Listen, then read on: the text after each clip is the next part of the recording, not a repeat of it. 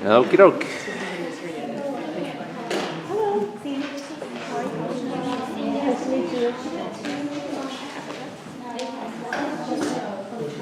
Okay, anybody need a book? Someone? Anybody else? Yes, I saved it for you.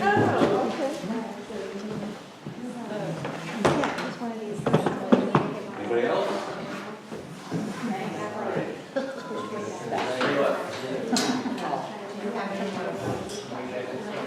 I do not miss it. Yeah, those things are really good. Yes, you remember that, right? All righty. Can you look in there and see if my head's being chopped off? As I stand here, if I decide to. You're good. Okay, all right. Because I'm going to start this No, off. it's on there. It's all good. I know we're behind, but I was not happy with how I explained this whole sacrifice thing. And I watched your faces and all, and I really wanted to say this more clearly than I did last week. And for those of you who weren't here last week, we were spending some time on chapter 34. We didn't even get done with the lesson, so we'll maybe do some skipping to get us caught up. But this is really important, I think. And in chapter 34, we were talking about Edom, and Edom representing the whole world, because what we're talking about is judgment against all the nations. We talked about the fact that this is eschatological, which means we look to the future on this whole thing. So when you hear Edom in chapter 34, remember, we can historically look at Edom and find out everything about the historic Edom, coming from Esau, and how they were antagonistic with the Jews throughout the history, and there's actual, real, true history about Edom. But then when Isaiah is speaking in chapter 34, he's using Edom to represent all nations or the world, right? And we have to train ourselves to understand that. And when we do, when there's apocalyptic or eschatological language, what Isaiah is saying is giving a name for something. And always remember that the Old Testament points to the New. So this is about the future, all nations, okay? And what we talked about is the fact that chapter 34 was a very bloody chapter, where verse 5, God is speaking, "My sword has drunk its fill in the heavens. See it descend in judgment on Edom." And listen to this. "The people I have totally destroyed, the sword of the Lord is bathed in blood. It is covered with fat, the blood of lambs and goats." Remember, we're talking eschatologically, but lambs and goats in the Old Testament, there's historical reference to that. That's actual history. What are the lambs and the goats? The sacrifice, the whole sacrificial system that God set up with the Levites and all. Okay? You could scoot over in here. I only have 3 twos. Yeah. And so we have historical reality, and it's also, again, pointing eschatologically. So this is covered with fat, the blood of lambs and goats, fat from the kidneys of rams. For the Lord has, and here it is, a sacrifice in Bozrah and a great slaughter in Edom. And we raise the question of why is it that Isaiah is combining sacrifice and wrath, right? You remember that, those of you who were here? Is anybody clear on this? No, that's what I figured. So I put this together because I then started talking about holy innocence. What's holy innocence? What's holy innocence historically? Point to what? The babes in Bethlehem. All right, the church historically has given the babes in Bethlehem that were slaughtered from King Herod. That's what we call holy innocence. And we know what happened there, right? Herod wants to kill the prophecy. Jesus is already out of town because God told Joseph to take him to Egypt. But God went over there and slaughtered all the children in Bethlehem, that males who were 2 or younger, in order to kill the prophecy. We call that holy innocence, not that the babies are not sinful or anything like that, but they represent holy innocence in the same way any martyr is represented as holy innocence. Now, these babies didn't have a choice, but neither does the martyr, right? If a Christian is taken into prison and they're told to renounce your faith or we're going to slaughter you, and the person doesn't renounce their faith and they are slaughtered, that's equivalent to holy innocence, and it's the honor of the martyr to do that, right? Because he's now sharing in the sufferings of Christ for the truth, right? And ultimately, it points to Christ. Now, I also pointed to what? The babies in Egypt. And that's different, isn't it? And not just the babies, I might have mentioned babies. It was the firstborn of the Egyptian males. And remember, now we're going to Passover. This is where that particular judgment on Egypt, when death passed over all of the houses that had the blood of the lamb on the doorposts, right? Passed over, a lot of symbolism there, the blood of the lamb, the unblemished lamb, the Passover lamb, and the firstborn son of all the Egyptians died. And as a result of that, Pharaoh finally did what? He let his people go. So you can say that that slaughter, not of innocence, but this is just like the flood. If you got the 8 people that are on the ark, and God warns the people, death is going to come, judgment is going to come, judgment is going to come. No one would have warned it. For 120 years, God says, you guys have to repent or judgment will come, right? When the flood comes, the people drown. But because of the ark, the 8 souls in all, what? They're on the ark, they're saved. What are they saved from? The flood. The flood, the wrath of God, and also the wicked people that are now judged. Right?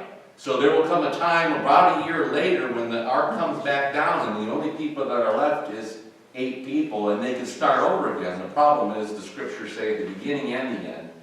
Man's heart is evil, and the flood really didn't solve anything. It does point to something, but salvation came through the wrath of the ungodly, and salvation comes from the sacrifice of the innocent. You could say both of those things. Does this make sense? Remember, I've been telling you over and over again, righteousness comes in 2 different ways. What are they? Wrath and mercy. The judgment flashed wrath of God because sin must be dealt with. Just like God says, if you sin, you're going to die. And that death is eternal. All right? But at the same time, that we talked about the fact that God's nature isn't that. We call this his consequential will. Consequently, because I am a sinful person, I deserve wrath in order for righteousness to continue. In order for righteousness to show itself on me, I deserve wrath. Is that the same thing as alien will or alien work? Not sure. I don't think I've ever heard alien work. Can you explain that? Or I thought it was. it might be. I just. I've heard it. I thought that. Oh, really? Okay. But I could be. No, I'm probably wrong if you. No. I'm sure you're right. So pretty much what you just explained Okay. is how I had heard the definition, that it's his will that he has to do because of, in order to get us to his proper will, which is to be gracious. Right. To Right. kind of, he does it because he has to, the wrath. That's kind of Exactly. That's kind of how it was. But each of them had its purpose too within this. It's the death of the wrath of God upon evil. There's a purpose for that. It must be destroyed. That's the thing. There's no sweeping evil under the rug. That's not what righteousness is. Righteousness doesn't, and here's where a lot of people would create the wrong God, in which I don't believe in either, is the idea that God is just going to allow evil to do its thing and there's no retribution against it, right? That's not righteousness at all, right? But the whole act of, okay, now we get back to the passage, and this is what's happening. Edom, right? Edom, the sinful nations of the world, you know, my sword is filled with blood. All right? Because of the wrath of God. The exact opposite has to do with the sacrifice. When the sacrifice of the lambs, or whatever the sacrifice in the Levitical system would take place, the sacrifice of the animal is the innocent one. Right? Even if you had the scapegoat, when they would take the goat, and the reason why we have a word called scapegoat is they would actually have a goat. They put the sins of the people on the goat, they force them out. And that was the idea of a scapegoat. But the point is, we're going to take the innocent animal, and we're going to sacrifice the animal, and that's a representative of holy innocence, which is the same thing as what happened to a martyr, the same thing that happens to the babies in Bethlehem, but ultimately it is what happens to who? Jesus. Jesus. So what this chapter is telling us is the shedding of blood brings forth righteousness. Whether it's the wrath upon the evildoer, because now evil is taken care of, right? Evil, the punishment has occurred, but ultimately it is sacrifice of the innocent, which is ultimately who? Christ. So, does this make sense? Salvation is happening in both. But it all finally happens. None of these individual situations, the death of the people during the flood didn't cause salvation, because look at us post-flood. Are we any better? The death of the boys in Egypt, all right, it freed them in order to go wandering in the desert and finally end up in the promised land like God tells them is going to happen. But it's not, that doesn't become the fullness of salvation. It's still a type of what's going to be fulfilled in the New Testament, right? Now we're speaking of Edom, all right? You can go into the New Testament, and you can go, like, say, to John, and he always speaks about the world. He uses that. In fact, if you go to the Gospel of John, he's always going to talk about the world. God so loved the world, but also the world is put up against you, you know. Don't be of the world, right? Be in the world, not of the world. Okay? Because wrath is coming. In the sense of sacrifice, when we're talking about innocence, this is the righteous act of God too in His mercy. This is His character. This is consequential will. Consequently, if you do evil, there's wrath. That's what we call as consequential will, which means it's done based on a consequence. Just like a judge in Fort Wayne would say, I declare you guilty, now you have to go to prison.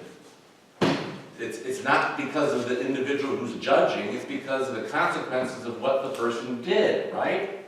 But there's judgment, okay? When you think ultimately of all this stuff, ultimately, whether it's wrath or sacrifice, there is bloodshed. That's why what we have here is the wrath of God being explained upon Edom. And he's speaking about his bloody sword, but he moves into sacrifice of the lamb. Because what happens with Jesus is both the wrath and the holy innocence takes place. You can look at the cross, and you look at all of the vengeance of God in every episode of the Old Testament, New Testament, what have you, ultimately of the world, which is what Isaiah is getting to. And that entire wrath is ultimately placed upon Christ. So he says, Eli lama sabachthani. Why? hast thou forsaken me? And what is Jesus doing?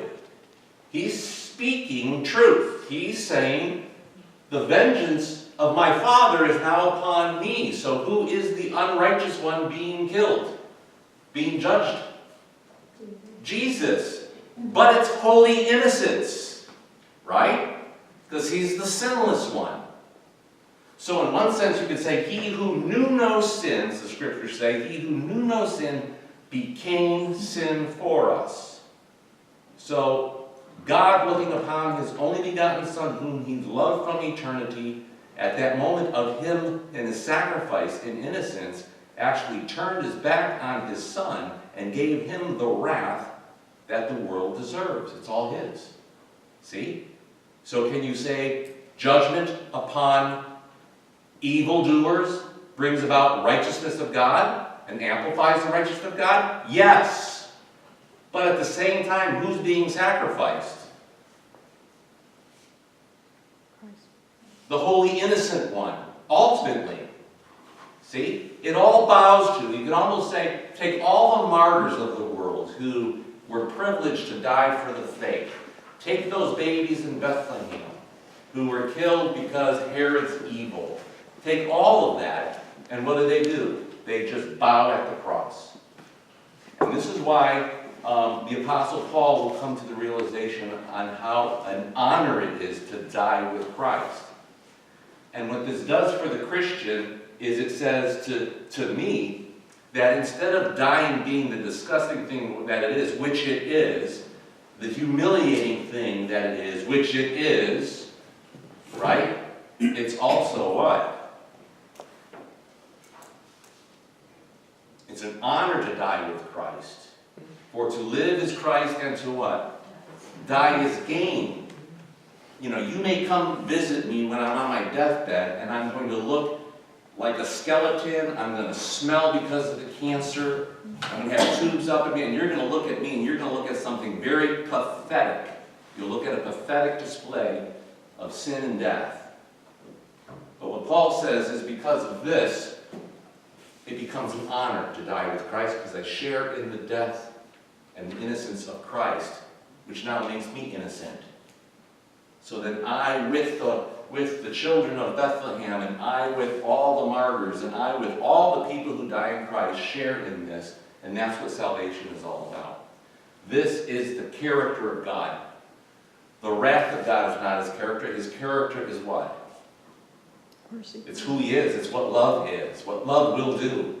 What can anybody ever say that love wouldn't do this? The purity of love. If there's pure love which comes from God, and God is love, which Scripture says, then God not only must do this, but will do this. He wouldn't do anything else. If he didn't do this, he would not be God. Okay?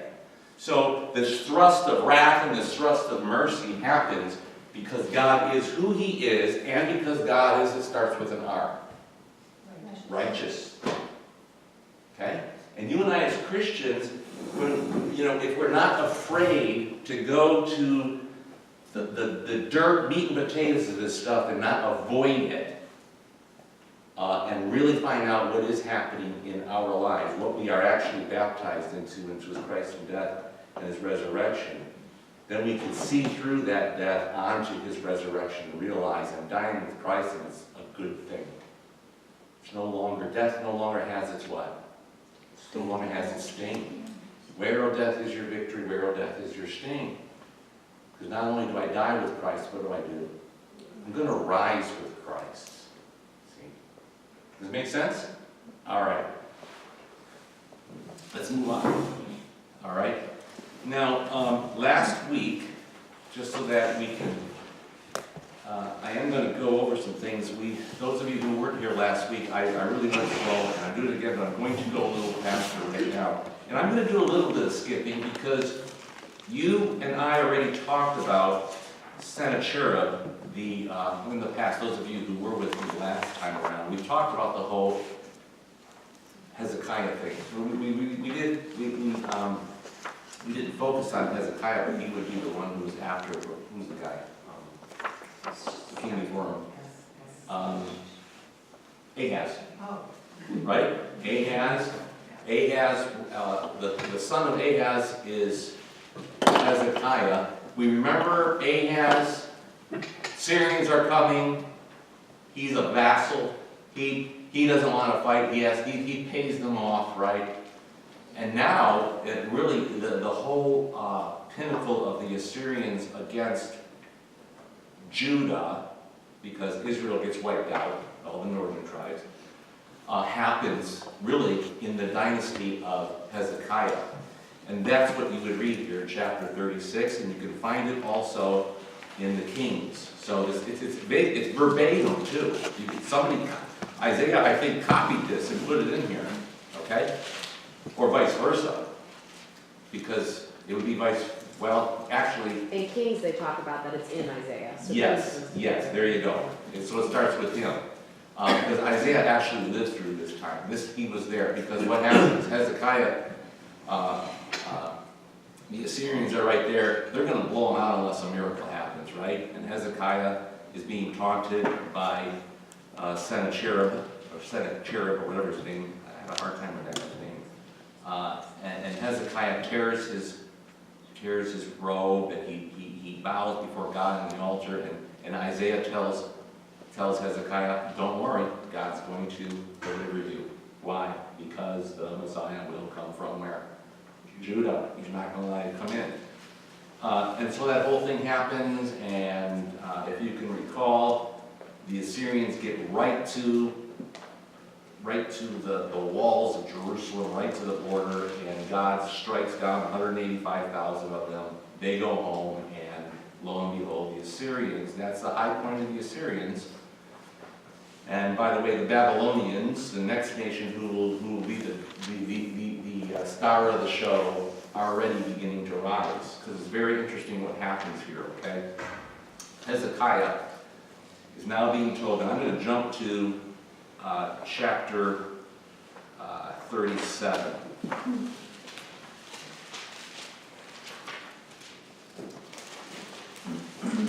Actually, 38. We're going to jump to chapter 38. Because after all this stuff happens, Hezekiah gets ill. I thought you said, how? We know we've covered the oils and stuff. Yeah, but you didn't even ask, so I shouldn't answer it. You're just heard that. Okay. Now, Hezekiah, good king or bad king? Right. He tears down the Asherah poles. But Hezekiah is a bit of a vassal too, by the way. He also does some negotiation with the Assyrians. I don't know if you've read that, but he wants to pay tribute to him too. But then there comes a point where he stops, and he becomes a strong king. But here's what I really want to focus on in chapter 38, is that when Hezekiah gets ill, we are going to see that Hezekiah has his faults too, just like every one of us, because he does not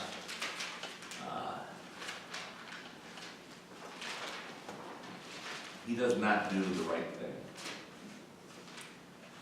Let's just see if I can find my notes here.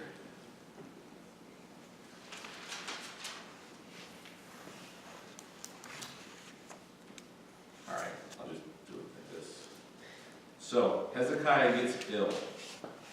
I'm going to read in chapter 38. In those days, Hezekiah became ill and was at the point of death. The prophet Isaiah, son of Amos, went to him and said, "This is what the Lord says, put your house in order, you're going to die." Right? Hezekiah turns his face to the wall and he prays, "Remember, O Lord, how I have walked before you faithfully with wholeheartedly devotion and have done what is good in your eyes." Hezekiah weeps bitterly. Then the word of the Lord came to Isaiah, "Go tell Hezekiah, this is what the Lord, the God of your father David, said. I have heard your prayer and I've seen your tears. I will add 15 years to your life, and I will deliver you as this city and this city from the hands of the king of Syria. I will defend the city. This is the sign to you." And the sign basically becomes where the shadow goes in the wrong way. A person's shadow goes in the wrong way. All right? And it's a phenomenon that wouldn't actually happen. So Hezekiah gets the sign. There's different ways that was recording. a writing of Uzziah, king of Judah, after his illness and recovery. And then he talks about, he's actually quite happy because he's getting 15 more years. He says this, I said, in the prime of my life, and must I go down to the gates of death and be robbed of the rest of my years? I said, I will not again see the Lord in the land of the living. No longer will I look on mankind or be with those who now dwell in this world. Like a shepherd's tent, my house has been pulled down and taken from me. Like a weaver, I have rolled up my life, and he has cut me off from the loom. Day and night, he made an end of me. All right, what are you gathering from that? What's your response to this? I mean, even before I got to the end, he was seeming kind of arrogant. Exactly. This prayer doesn't Yeah. sound like the prayers that you read in Psalms or No. other of like Thanksgiving and praise. I'm like, I. There's a lot of I. I agree with you. I agree with you. And why all of us, I don't know who here wouldn't say the prayer, like, give me 15 more years, maybe not. I could see me doing the same thing, possibly, sometimes. Some days I might think that, go ahead and take me and then that'll be it, I go to heaven. But you're right. You're absolutely right. I get that as well, okay? So there is an arrogance, and we will find at the end of this that it actually is the case. Can I ask a question? Yes. To go back where it says on verse 6, like, and I will deliver you and the city from the hand of the king of Assyria. Is this still the Sennacherib, or has his sons killed him at this point? They probably are dead at this point, Okay. because he would have returned, but they don't say at what time he was Yeah. killed. So it's So that was possible. after that the army was. Exactly, yes, Okay. yes, exactly. So this could be, but might probably be another Another one. one. It's a new king. It's not him that they're delivering him from. They should. the Yeah, Sennacherib. maybe not. It is Assyria, okay? Right, but Because it's Assyrians under are still a the threat, but king. yes, right. Yep, good question. I have a question. Mm-hmm. So wasn't this written after he knew that he got 15 more years? Yes, Okay. probably, yes. The whole story would have went back and wrote it, yes. Yeah, it's just, It says his illness and recovery, right? in So- verse 9, it says, yeah, he wrote it after. Okay, yeah, Okay. you're right, Because to yes. me, that makes a difference of what he's saying. Right, but It's he is very speaking arrogant, about. but then he comes back to, which we're not at. Right, but he's saying this after he's been recovered and he's recalling, right? Yeah. I waited patiently till dawn, but like a lion he broke all my bones. Day and night you made an end of me. We can start getting messianic, but we won't, but it's there. I cried like a swift or thrush. I moaned like a mourning dove. My eyes grew weak. As I looked to the heavens, I am troubled, O Lord, come to my aid. But what can I say? He has spoken to me, and he himself has done this. I will walk humbly all my years because of my anguish of my soul. Lord, by such things men live, and my spirit finds life in them too. You restored me to health and let me live. Surely it was for my benefit that I suffer such anguish. That's true, right? That's where I was thinking when we get to there, that makes you look differently on the whole first part, in my mind. Yeah, but not completely, as we will see, all right? Which would be chapter 39, all right? In your love, you kept me from the pit of destruction, and you're right. You have put all my sins behind your back, correct? For the grave cannot praise you, death cannot sing your praise. That's true. Those who go down to the pit cannot hope for your faithfulness. The living, they praise you as I am doing today. Fathers tell their children about your faithfulness. The Lord will save me, and we will sing with stringed instruments all the days of our lives in the temple of the Lord. Isaiah said, prepare a poultice of figs and apply, this is interesting for those who would suggest that you should just have faith in God and not use medicine. Well, God is delivering him, but what? He also used medicine, okay? Put it on the boils. Don't reject medicine and think yourself faithful for it. That's tempting the Lord. Hezekiah had asked, what will be the sign that I will go up to the temple of the Lord? Now, chapter 39 is where we start getting to a little bit of the heart of Hezekiah that isn't right. So but now the Babylonians are on the rise. At this point, they're not at their pinnacle, okay? At that time, Merodach-Baladan, son of Baladan, king of Babylon, sent Hezekiah letters and gifts because he had heard of his illness and recovery. Do you think it's because they're buddies? Why do you think he's sending them gifts?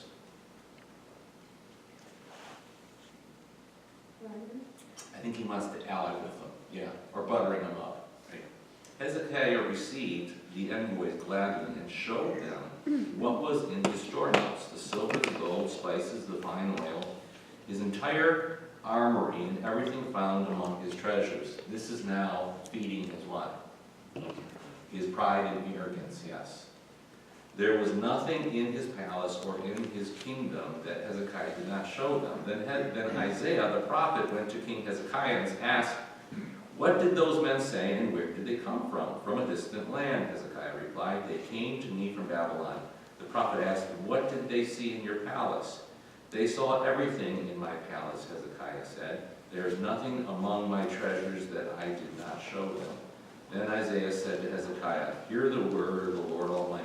The time will surely come when everything in your palace and all that your fathers have stored up until this day will be carried off to Babylon. This is a prophecy because this hasn't happened yet. Babylon comes after Isaiah, okay, during the time of Jeremiah. Nothing will be left, says the Lord. Well, what is he speaking of? What ultimately happens to Judah and Jerusalem? The Babylonians go further than the Assyrians. What did they do? Destroy the temple. Right, this temple 586, but they actually come to Judah before that, years before that. And some of your descendants, your own flesh and blood, who will be born to you, will be taken away, and they will become eunuchs in the palace of the king of Babylon.